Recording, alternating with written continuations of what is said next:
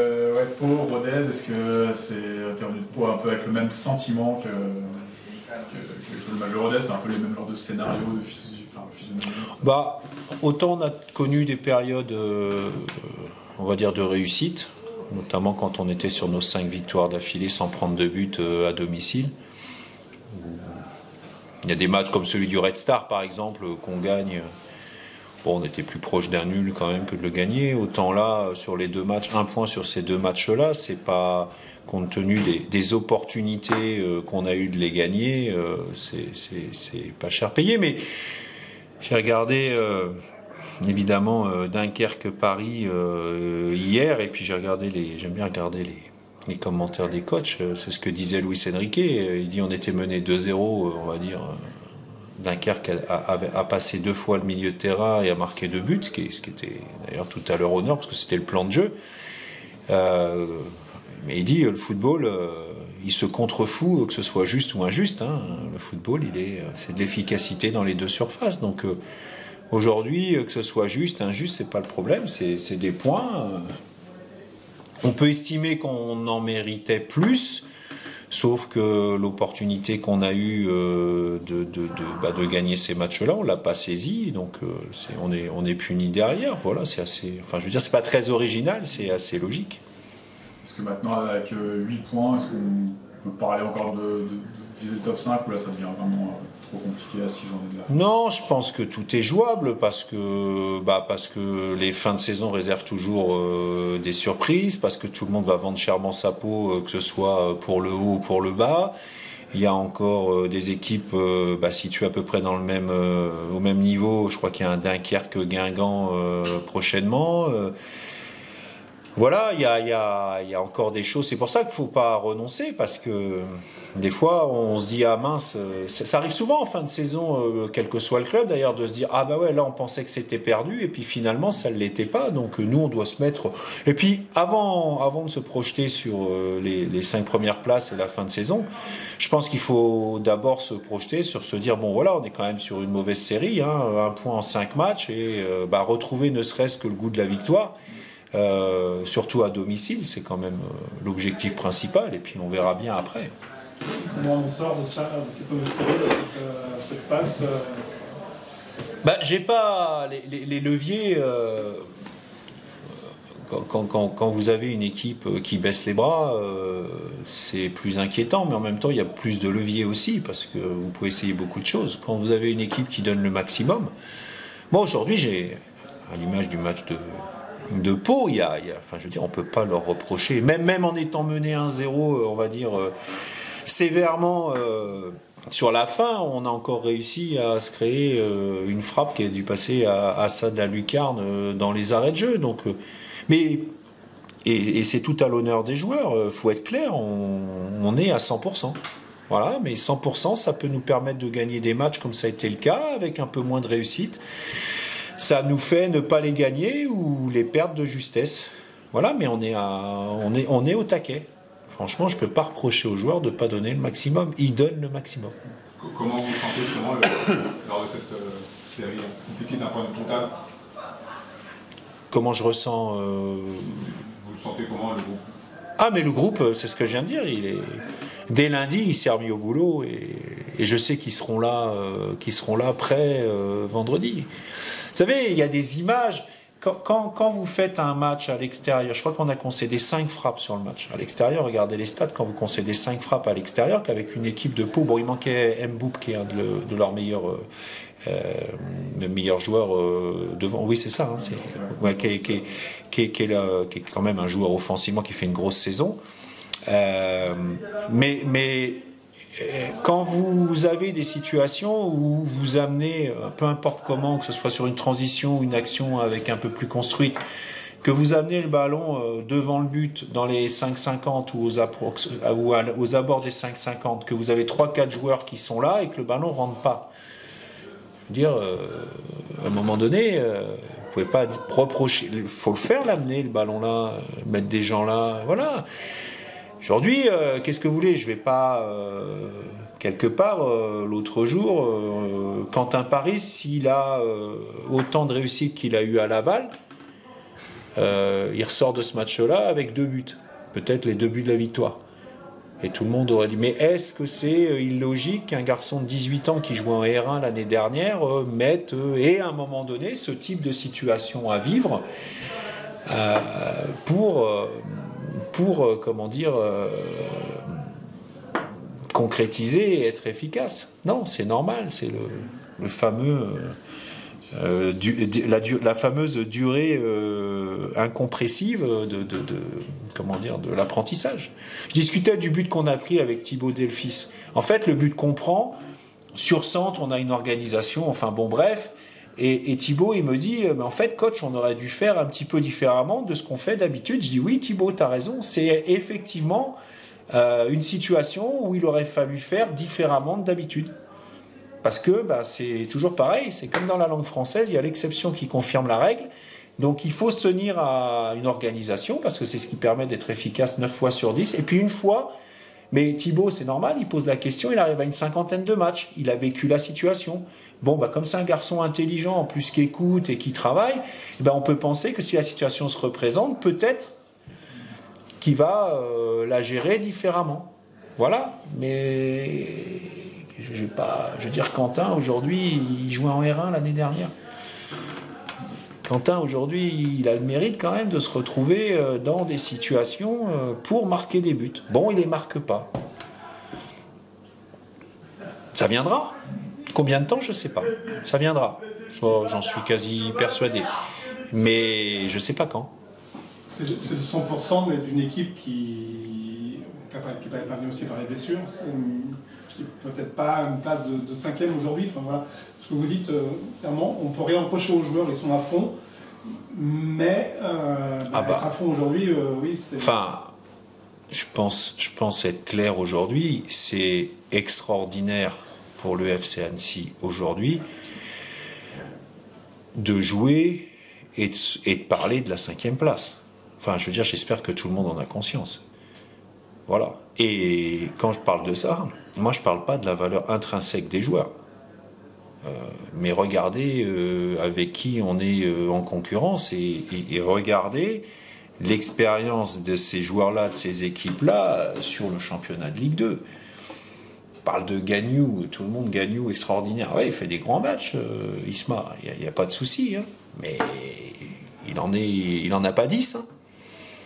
Il n'en a pas 10. Donc lui, c'est pareil. Lui, comme les autres, il y a un moment donné, la progression linéaire, elle n'existe pas. Alors oui, il y a Kylian. Kylian, depuis qu'il a 18 ans, mais enfin, a priori, il y en a qu'un. Hein. Non, mais... Enfin, voilà. Tu parlais un peu de l'exemple de Quentin Paris. Est-ce que cette fin de saison, elle peut te servir aussi à, justement, donner un petit peu plus... facilement de temps de jeu à des plus jeunes, comme Aranjad qui a joué un quart d'heure. Enfin, est-ce que tu peux à un moment donné t'en servir aussi de cette fin de saison avec où vous jouez plus votre vie? Je peux. Bon, il faut quand même préciser, pas très inquiet, mais mathématiquement, c'est pas acquis non plus. Bon, après, il faudrait quand même que tout le bas fasse un parcours exceptionnel au détriment du haut aussi. Donc, bon, mais tant que mathématiquement, faut toujours rester prudent. Maintenant, je veux dire, oui, ça me permet, mais enfin avec l'effectif tel qu'il est plus les blessures, je veux dire, même si j'avais que 2 points d'avance sur la relégation, j'aurais pas beaucoup d'autres choix que de jouer avec ces joueurs-là inexpérimentés. Et encore une fois, avec probablement de la valeur pour le futur, mais inexpérimentés. L'année dernière, quand on a été en difficulté, on va dire les cadres qui nous ont quand même sorti la tête de l'eau, qui nous ont aidés à sortir de la tête de l'eau, ils s'appelaient De Moncy, Camara et Djoko. Hein. Regardez l'âge. Voilà. Encore une fois, mais moi, et je reprécise, c'est pas une critique, c'est un constat, c'est comme ça. Voilà. Donc qu'on puisse et qu'on soit dans le devoir de faire le maximum pour aller chercher cette 5e place, soit c'est normal et encore une fois les joueurs ils y croient et on va donner le maximum. Voilà. Mais c'est beau de parler de ça. Aujourd'hui, il faut qu'on ait conscience, de ça, quoi. Il faut avoir conscience que vraiment, c'est inattendu. Ah, c'est... Voilà. Et je reprends l'exemple de Rodez. Rodez, c'est pas... Quand on parle de Rodez ici, mais Rodez, ils ont fait des 4e playoffs l'année dernière. Là, ils ont ce week-end, ils ont un Rodez-Martigues. Et quand on voit le match, le nul qu'ils ont fait chez nous, on va dire, qu'ils sont venus arracher en fin de match, ils pourraient aussi avoir un point de moins. Mais là, ils jouent un Rodez-Martigues qui vaut cher quand même. Et pourtant, l'année dernière, et c'est le même staff, c'est le même coach. Et c'est plus tout à fait la même équipe. Est-ce que les objectifs de meilleur classement de l'histoire du club, c'est 9e, le total de points, 46 points, ça peut être ça des objectifs dans une fin de saison? Clairement, oui. Est-ce que tu penses qu'un groupe, ça peut les motiver, ça, ou c'est plus à l'extérieur qui s'intéresse à ça? Est-ce que ça leur parle? J'espère. Ouais. Clairement, oui, c'est un objectif, et ça leur a été dit, juste après le match de Rodez, et encore en début de semaine avant Pau. Voilà, et ça faisait partie de la causerie. Alors vous me direz, le message n'a peut-être pas été reçu. Mais en fait, quand on voit quand même le comportement et le match qu'on peut faire contre Pau, je pense que si le message est passé. Alors on n'a pas réussi mais le message est passé. Oui, clairement, de la même manière que encore un point et on sera à peu près à la même moyenne de points à 0,0 quelque chose près que l'année dernière, et si encore une victoire, et on sera à une moyenne de points déjà supérieure à celle de l'année dernière à 5 matchs. Admettons qu'on batte Bastia, on va tout faire pour y arriver. On aura une moyenne de points qui sera supérieure à celle de l'année dernière, à 5 matchs de la fin. Donc voilà. Mais battre les 46 points, par exemple, c'est un objectif. Voilà. Après, oui, ça parle différemment. Après, le classement, est-ce qu'on peut comparer un classement quand le meilleur classement de l'époque, c'est 9e alors qu'il y a 2 poules? Oui. Bon. Oui, mais c'est symbolique. Oui, voilà, c'est pour son oui. C'est quand même une majorité de matchs à domicile d'ici la fin de saison, donc important, notamment c'est la réalisation de Bastia, peut-être pour que les derniers matchs à domicile, il y ait aussi l'engouement. On sait que ça marche aussi avec la victoire, avec ça.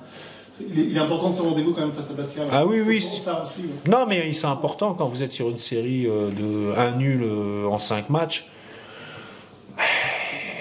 Oui, là, ça passe mieux, on va dire, dans l'esprit des gens. Ça passe moins bien quand on est coach, mais ça passe mieux parce que, mais l'année dernière, quand on a eu ce type de situation, ça passait moins bien et il y avait plus d'interrogations. Mais évidemment que ce match-là est important, mais il est important pour eux aussi, parce que eux, ils sont à 40 points. Et voilà, il faudra faire encore avec, parce qu'on a perdu Fabrice Nsakala probablement ce matin après l'entraînement. Bon, il faut aussi s'adapter à tout ça. Il y a des saisons, c'est comme ça. Mais enfin, voyons aussi le côté positif, très positif et primordial. On a 40 points aujourd'hui et la probabilité d'avoir Annecy en Ligue 2 la saison prochaine, elle est quand même très élevée. Est-ce que ça, entre les montées la dernière journée, les maintiens tardifs, est-ce que ça déjà, pour la préparation de l'année prochaine, ça vous met dans je ne veux pas dire un confort, mais ça permet un petit peu d'avancer, d'anticiper un petit peu plus que les... Oui et non. Oui, dans le sens où... ça peut permettre de prendre déjà des contacts avec des gens qui ne s'interrogent pas de savoir dans quelle division ils vont forcément jouer l'année prochaine. Non, je crois très peu à la préparation de la saison d'après sur une fin de saison. Dire on va essayer des joueurs, on va essayer un système, on va essayer des choses sur une fin de saison. Sachant que cette année, il va y avoir une grosse coupure quand même entre la fin du championnat et la reprise. Après, il y aura encore une grosse... On reprend que le 8 ou le 10 août. Enfin, je veux dire, entre le 10 mai, date officielle de la fin du championnat, sans parler des playoffs, mais le 10 mai et le 8 août, c'est quand même une très très longue coupure. Et sachant que le mercato d'été va durer encore, on va dire, jusqu'à fin août, début septembre, c'est dur de préparer quand même beaucoup de joueurs en prêt, on a quand même beaucoup de fins de contrat, on n'est pas à l'abri de potentiellement un joueur qui peut être sollicité. Enfin, je veux dire, il y a beaucoup d'interrogations. Oui, non, parce que pas trop sur le système, mais c'était plus sur la composition de l'équipe. J'ai pas trop le choix. Hein. J'ai pas trop le choix aujourd'hui. Alors, il y a des choix que j'ai faits, mais ils ne sont pas faits en rapport de la saison prochaine. Parce qu'en même temps, vous devez garder... Vous savez, un groupe, il est très attentif aussi aux décisions que vous prenez. Et même sur une fin de saison, on va dire... il y a quand même cet objectif. Les joueurs, ils sont vraiment avec l'objectif. Avec l'objectif de la 5e place. Si à un moment donné, vous faites jouer quelqu'un juste pour voir ce qu'il vaut, alors qu'il ne répond pas forcément aux attentes à l'entraînement, il y en a certains, ils vont vous regarder un peu de travers en disant vous jouez le coup à fond ou pas. Non, mais c'est plus le côté entre guillemets en coulisses sur. Mais en coulisses, on travaille tout le temps. Oui, oui. Mais quand on sait un peu plus tôt où on sera l'année prochaine, c'est plus facile. Je préfère être là que d'être il y a 2 ans après le fameux match au PFC et le Rodez Bordeaux. Oui. Oui, je préfère être là, oui, effectivement. Vous avez parlé de Fabrice, quelques nouvelles du groupe, justement là. Retour de Lemina dans le groupe, enfin dans potentiellement sélectionnable. Par contre, on a perdu Fabrice ce matin. C'est Ischio, donc il faudra déterminer En fait, c'est toujours curieux parce que c'est toujours sur le même secteur d'une équipe que ça intervient. L'année dernière, on était embêtés avec plutôt nos attaquants. Là, c'est plutôt nos défenseurs. Voilà, il y a des séries comme ça. Je me souviens de Pascal Gassien l'année dernière qui parlait de beaucoup de blessures au mollet, alors que on s'entraîne toujours pareil. Voilà, il y a des choses des fois qui nous échappent un peu et qui font qu'on doit chercher, qu'on doit continuer à chercher à s'améliorer. Voilà, Quadio, la Jugie, toujours Sukuna. Voilà, c'est le même groupe que contre Pau, moins avec Pajot qui revient de suspension, moins Nsakala et avec Lemina qui revient de blessure. Voilà, c'est les mêmes sélectionnables. Quadio, c'est toujours trop juste. Quadio, c'est trop juste et la Jugie, c'est trop juste aussi. Ouais. Et jusqu'on va toujours. Je fais au coup par coup maintenant parce que. Voilà, on avait prévu une date, finalement ça a pris un peu plus de temps. Il y a aussi le fait qu'on enchaîne quand même des blessures musculaires depuis quelque temps et donc vu notre situation, est-ce que ça vaut le coup de prendre le risque, sachant qu'il y a une coupure derrière, qu'il y a encore une prépa derrière avant la saison prochaine. Quand on parle de Quadio, la Jugie, on parle quand même de joueurs qui appartiennent au club, quand même des joueurs qui étaient devenus des joueurs cadres, même pour Julien qui commençait à jouer régulièrement. Donc je veux dire, quand on se projette sur la saison d'après et sur une équipe, est-ce qu'aujourd'hui on doit prendre le risque à tout prix de les remettre dans un groupe ? La question elle se posera, je ne dis pas que la réponse est non, il ne faut pas prendre de risque, mais en tout cas il faut y réfléchir. Je te demande ça, au niveau du club, il y a la réserve qui s'est remise dans la montée. En tant que coach des pros, est-ce que ce serait important qu'ils montent en N3 ou c'est plutôt à la marge C'est toujours pareil. On préfère, quand on est coach d'équipe première, on préfère toujours que l'équipe réserve soit au niveau le plus haut possible. Je pense que c'est une montée qu'on a loupée de peu parfois, et parfois en étant aussi un peu malchanceux. Je me souviens de la première année quand c'est justement Aix-les-Bains qui était monté à notre place, parce que j'étais à ce match-là, et c'est vrai que c'est un match qui s'est joué vraiment à peu de choses. C'est toujours mieux. Après, c'est toujours pareil. Ça rendra pas la motivation des joueurs qui descendent beaucoup plus importante de jouer en R1 ou en N3. Nous, on aura toujours, que ce soit en R1 ou en N3, on a toujours aussi des infrastructures qui sont insuffisantes et je maintiens dangereuses pour faire ces matchs-là. Donc, si le fait de monter peut aider effectivement à améliorer toutes ces choses-là, sachant qu'il faut aussi être compétitif, donc comme vous ne pouvez pas compter que toujours sur les redescentes, il faut voir aussi ce que ça impliquera, y compris financièrement, sur le fait et comment constituer cette équipe, on veut dire, avec des joueurs hors pro. Voilà, l'objectif c'est de monter et d'y rester. Donc, mais c'est bien parce que, 1, c'est bien d'être compétitif, 2, il reste encore beaucoup à faire. Et puis 3, ça permet aussi au club de se poser des questions pour continuer d'avancer, évidemment. Et au niveau pratique des plus jeunes, au-delà des redescentes, mais surtout ceux qui seraient susceptibles de monter un peu avec vous, est-ce que jouer en N3 par rapport à R1, est-ce que toi en tant que coach ça te... Alors je pense que c'est mieux, mais je vais être sincère avec vous, je vois pas suffisamment de matchs de ces niveaux-là aujourd'hui pour avoir une idée précise. Voilà, il y a des gens qui sont sûrement mieux placés que moi pour le déterminer. Plus c'est haut, mieux c'est clair. Après, ça révolutionnera pas tout, quoi. Voilà, et ça va nécessiter par contre des aménagements de la part du club. Juste une toute dernière question. Pas de souci. Je suis là pour ça. Oui, bon, ça. Non, mais un peu périphérique, mais c'est vrai que le PSG s'avance vers une fin une invincibilité et peu à peu sur cette fin de saison. Est-ce que toi, en tant qu'ex-Nantais, avec une seule défaite, tu es supporter des adversaires du PSG? Alors, ou comment ce serait un honneur qu'ils vous battent? Non, je suis admiratif de ce qu'ils font.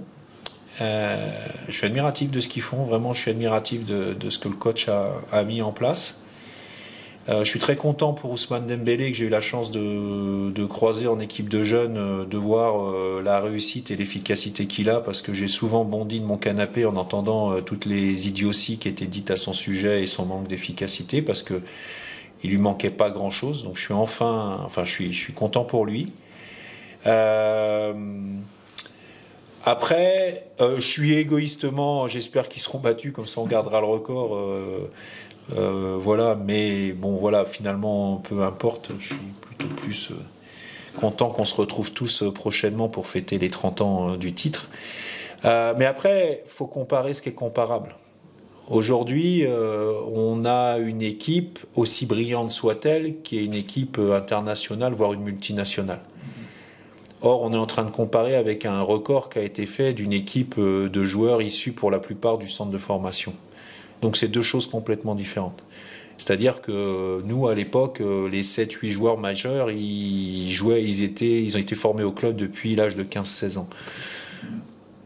Là, c'est une équipe qui recrute les meilleurs joueurs du monde.